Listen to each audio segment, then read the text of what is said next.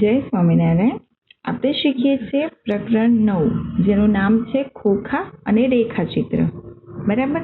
આ ચેપ્ટરમાં આપણે અમુક જે ખોખા જે બનતા હોય એના અલગ અલગ શેપ જોયા હતા અને એ શેપ તમે જાતે પણ ઘરે જોઈ શકો છો. શેમાં કે જે બી વસ્તુ બોક્સમાં આવતી હોય એ બોક્સને તમારે જો કામ ના હોય તો ખોલી જોવાનું અને એનો શેપ જોવાનો કે હા આવી રીતે તમે અલગથી ધારો કે તમારે બોક્સ બનાવવું હોય તો પૂંઠું લઈને જે બોક્સ તમે ખોલ્યું છે એવી રીતે જે નવું પૂંઠું છે એને કટ કરીને વાળશો તો ઓટોમેટિક એ સાઈઝનું તમને પૂંઠું મતલબ ખોખું છે જોવા મળી જશે.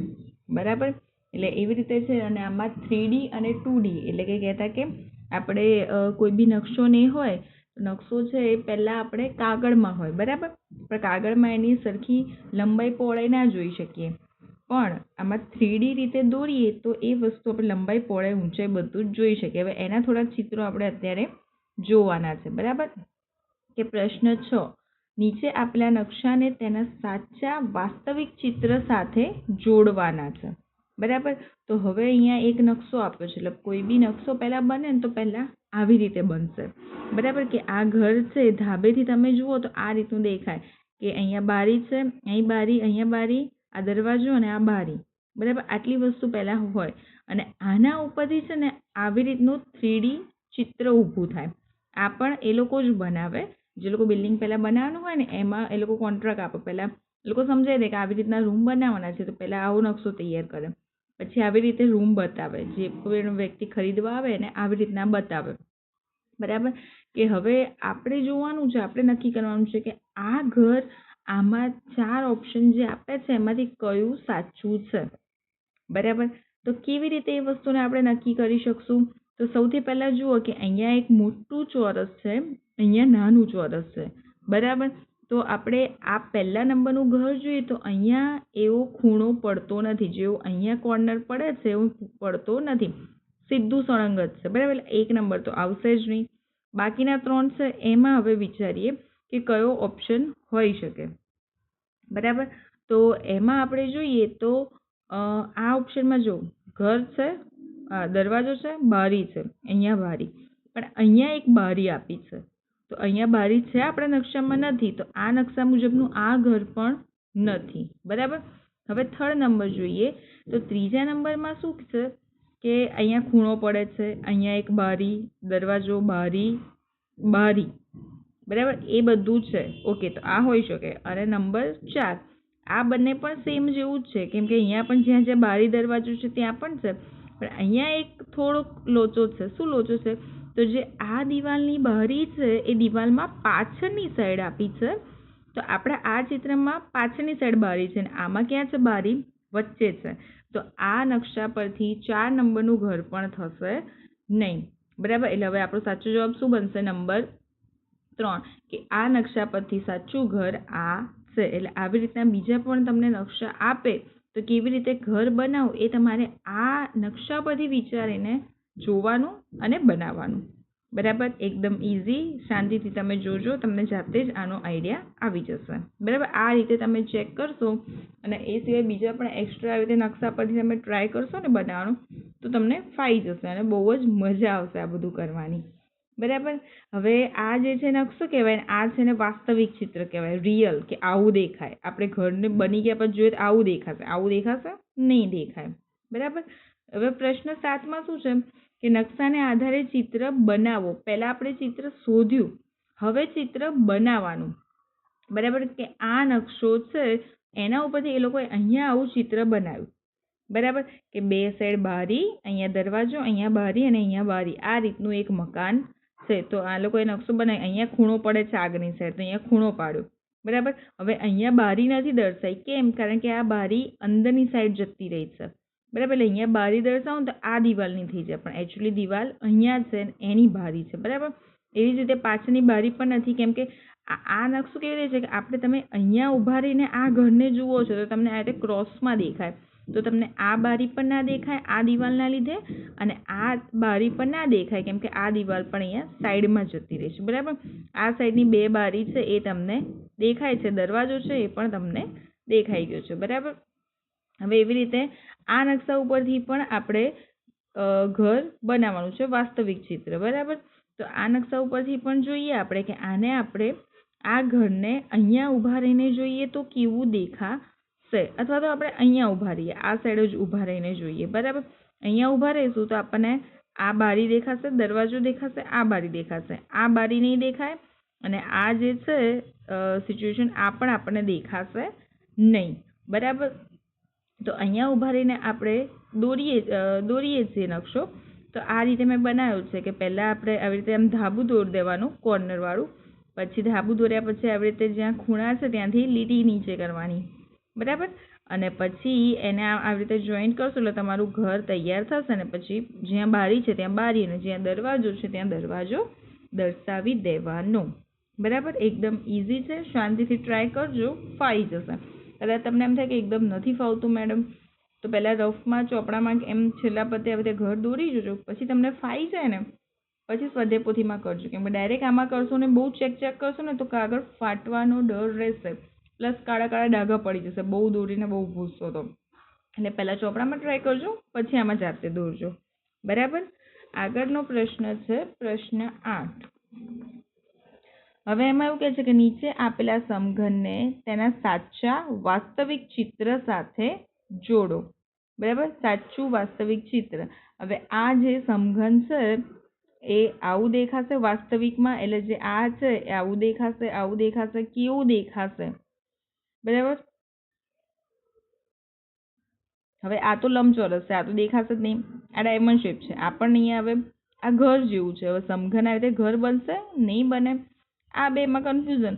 હવે આ જે પેક કરેલું છે ખોલો તો કદાચ થોડું આવું થાય ને, હજુ 2-3 બોક્સ દેખાય આપણને, પણ ખુલ્લું તો આપણે બતાવવાનું નથી.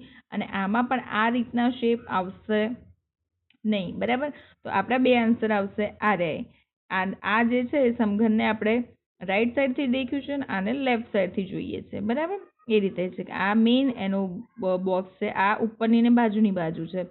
આમાં મેઇન આપણને દેખાય એ સામેની સાઈડ છે, આ ઉપરની બાજુ છે ને આ નીચેની બાજુની સાઈડ છે, બરાબર. એવી રીતે એટલે આ બંને એના સાચા જવાબ. હવે એવું છે કે નીચે આપેલી ખુલ્લી જાળીને તેના ખોખા સાથે જોડો, બરાબર. હવે આના માટે તમારે શું કરવાનું, બરાબર. તો આના માટે તમારે એક સાદું નોટનું કાગળ લેવાનું, એમાં આ જે છે આ રીતે દોરી દેવાનું, બરાબર, એક સરખા ખાના કરીને. પછી આ ખાના પરથી તમારે છે ને એને અહીંયા જે બોર્ડર છે આ બોર્ડરમાંથી કટ કરી દેવાનું. હવે એ કટ કરશો તમે એટલે એના પછી આ બોક્સને આ લાઈન છે ને ત્યાં ઘીસી પાડીને બંધ કરી દેવાનું, બરાબર. અને બંધ કર્યા પછી ચારે સાઈડથી જોવાનું કે આમાંથી કયો કયો આન્સર રાઈટ થાય છે. જો મારી પાસે હમણાં આ રીતનું છે, બરાબર, કે આ એક પૂંઠું છે, એને મેં પહેલાં તમને ખ્યાલ આવશે જો અહીંયા મૂકું છું કે 1 3 2 6 5 4 આ રીતે મેં પહેલાં કટ કરીને ઘીસી પાડી દીધી, બરાબર. હવે આ શેપને હું બંધ કરું છું, બરાબર. તો એ આ રીતે મેં આખો શેપ બંધ કર્યો, પાસો બની ગયો, બરાબર. ઓકે, ચલો ડન, પાસો રેડી છે આપણી પાસે. હવે જોઈએ કે આમાં શું કહે છે કે 1 નંબર આપના 2 નંબર ઉપરની સાઈડ રહે તો 1 અને 3 છે, તો 2 નંબર, હા જો 2 નંબર અહીંયા છે. હવે આ જે ચિત્ર કેવું છે કે પાછો આ રીતે તમને દેખાય છે કે ઉપર 2, આ બાજુ 3, આ બાજુ 1, તો એનું ખોખું ઓકે થશે. હા ઓકે થશે, એટલે 1 નંબર રાઈટ છે, બરાબર. 2 નંબરમાં જો 1 ને હવે ઉપર મૂકો, તમે 1 ને ઉપર મૂકો તો નીચે 2 અને 3 આવવા જોઈએ. તો 1 ને આમ રાખો તો 2 અને 3 આવે છે, પણ ક્યાં ક્યાં આવે છે? 2 આ સાઈડ આવે છે અને 3 આ સાઈડ આવે છે, એટલે આ પણ નહીં થાય, બરાબર. હવે 6 ને ઉપર રાખવાનું કહે છે, તો જો આ રહ્યા 6, 6 ને ઉપર રાખો તો 5 અને 2 આવવા જોઈએ, બરાબર. આ સાઈડ 2 છે, આ સાઈડ 3 છે, એટલે 5ની એક બાજુ 4 છે ને એક બાજુ 3 છે, એટલે 5ની બાજુમાં 2 આવતા નથી, એટલે એ પણ ખોટું. હવે 4 નંબર, હવે 4 નંબર છે ઉપર, હા 4 ને આપણે ઉપર રાખીએ તો એક સાઈડ 5 અને એક સાઈડ 2 આવવું જોઈએ, સોરી 1 છે, હા બરાબર. તો 4 ને આપણે ઉપર કરીએ તો એક સાઈડ 5 અને એક સાઈડ 1, બરાબર. આવી જાય છે. હવે 6 ને ઉપર કરો, 6 ને ઉપર કરો, એક સાઈડ 2 અને એક સાઈડ 3 આવવા જોઈએ. આમાં પણ એ વસ્તુ આવી જાય છે, બરાબર. એટલે આવું કંઈ બી હોય ને તો કન્ફ્યુઝ નહીં થવાનું, તો દોરીને કરી જોવાનું, આવી જ જાય, બરાબર. એટલે સાચો આન્સર આવશે 1, 4 અને 5. ઓકે. હવે આકૃતિ આપી છે, એના ખૂણા જોઈન્ટ કરીને ખૂણા જોડવાના બનતા ઘનનું નામ લખો. એટલે આ જે ચોરસ જેવું છે, આ લંબચોરસ જેવું છે, એને આપણે આવી રીતે પેન્સિલથી મેં જોઈન્ટ કર્યા છે. તો જે આ આકૃતિ બની એને કહેવાશે સમઘન. ઓકે. અને આ આકૃતિ લંબચોરસવાળી છે, એનાથી જે ઘન બનશે એને કહેવાશે લંબઘન. બરાબર. આ ખાસ યાદ રાખજો, એક્ઝામમાં આવું પૂછાઈ શકે છે. બરાબર. હવે છે પ્રશ્ન 11. નીચે દિવાસીની પેટીથી બનેલો પુલ અને એને ઉપરથી જોતા, બાજુથી જોતા, સામેથી જોતા કેવો દેખાશે એના ચિત્ર આપ્યા છે, એને જોઈન્ટ કરવાના છે. બરાબર. હવે આ દિવાસીની પેટીથી આ ખૂબ બ્રિજ બનાવ્યો. આ તમે ઘરે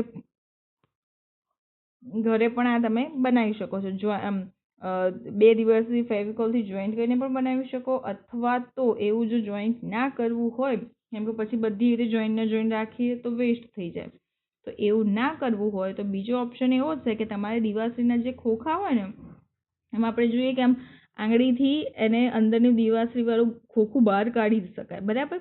તો એમાં એક જે ઉપરનું કવર હોય ને, એમાં 2 જે નાના બોક્સને તમે નાખો અને એવી રીતે બ્રિજ બનાવશો ને તો વ્યવસ્થિત રીતે બનશે. હવે સેલોટેપથી ચોંટાડીને બનાવવાનું, અથવા તો આમ તો ચોંટાડો નહીં અને એમને આવી રીતે મૂકો ને તો પણ થાય. હા, પંખો ચાલુ કે પવન આવતી હોય એવી જગ્યાએ નહીં રાખવાનું. બરાબર. તો જો અહીંયા છે કે ઉપરથી જુઓ તમે તો તમને બ્રિજ કેવો દેખાશે, તો ઉપરથી જોઈશું આપણે તો ઉપરથી ખાલી આ જ દિવાસ જેવું દેખાશે. આ નીચેના એના જે પિલ્લર છે એ દેખાશે નહીં. અને આ એક બીજું એક્ઝામ્પલ કે ક્યાંય પણ આપણે બહાર ગયા હોય તો રસ્તામાં બ્રિજ આવે. બરાબર. તો બ્રિજની ઉપર જ્યારે આપણે હોઈએ ત્યારે એના જે પિલ્લર છે એ આપણને જોવા મળે છે? નથી મળતા. આપણે ઉપર છીએ તો આપણને ખાલી ઉપરનો રોડ જ દેખાશે, આપણને એના પિલ્લર દેખાશે નહીં. એટલે એનો સાચો આન્સર આ છે કે આપણને ઉપરનું જ દેખાય, નીચેનું દેખાશે નહીં. બરાબર. હવે બાજુથી જોતા, તો બાજુથી જોતા એનો મતલબ કે તમે અહીંયા ક્યાંક ઊભા છો, બરાબર, અથવા સપોઝ રિવરફ્રન્ટ રોડ પર જતા હો તો ત્યાંથી આપણને બધા બ્રિજ દેખાય. તો એમાં શું દેખાય? આપણને બ્રિજનો ઉપરનો ભાગ પણ દેખાય અને આ એના પાયા છે એ પણ દેખાશે. બરાબર. તો આ આપણને પાયા દેખાઈ ગયા. અને છેલ્લો છે સામેથી જોતા. બરાબર, કે આ બ્રિજ તમે બનાવ્યો, અત્યારે તમે આ સાઈડ ઊભા છો અહીંયા, તો તમને શું દેખાશે? આ 3 એક જ પિલ્લર દેખાશે અને એક આની પહેલી દિવાસળી, બસ આટલી જ વસ્તુ તમને દેખાશે. બરાબર. તો એ આન્સર છે બી. ઓકે. આવી રીતે. એટલે ખાસ આ બધું છે, આ બધું સમજણ ના પડે તો આ દિવાસળીને આ બધું ઘરમાં જો એવી વસ્તુઓ છે. બરાબર. તો એ બધું તમે જાતે પણ કરીને જોઈ શકો છો, કેમ કે અત્યારે તમારી પાસે ટાઈમ છે, તમે આ બધું કરી શકશો. બરાબર. ભણવાની વસ્તુ અને એ બધું થઈ શકે. એટલે ખાસ એવું કરજો તો તમને વધારે આઈડિયા આવશે અને તમારા દિમાગમાં પણ જલ્દી એ વસ્તુ કેચઅપ થઈ જશે અને તમને લાંબા ટાઈમ સુધી યાદ પણ રહેશે. બરાબર. એટલે ખાસ આટલી વસ્તુ છે આજે સ્વાધ્યાયપોથીની અંદર તમારે પૂરવાની છે. બરાબર. આગળનું હવે આપણે નેક્સ્ટ વિડીયોમાં જોઈશું. જય સ્વામિનારાયણ.